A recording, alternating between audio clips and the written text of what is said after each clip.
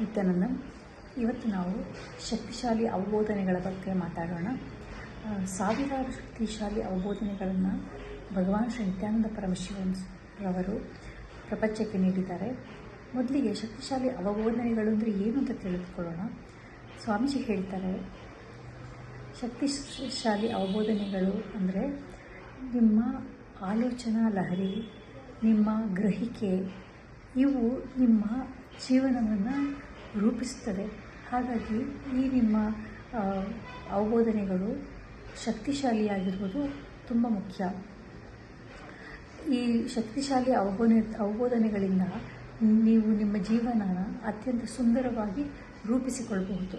ನಿಮಗೆ ಐಶ್ವರ್ಯ ಬೇಕಿರ್ಬೋದು, ಆರೋಗ್ಯ ಬೇಕಿರ್ಬೋದು, ಅಥವಾ ಒಳ್ಳೆಯ ಸಂಬಂಧಗಳು ಬೇಕಿರ್ಬೋದು, ಅವೆಲ್ಲ ನಿಮಗೆ ಈ ಶಕ್ತಿಶಾಲಿ ಅವಬೋಧನೆಗಳಿಂದ ಸಿಗುತ್ತೆ.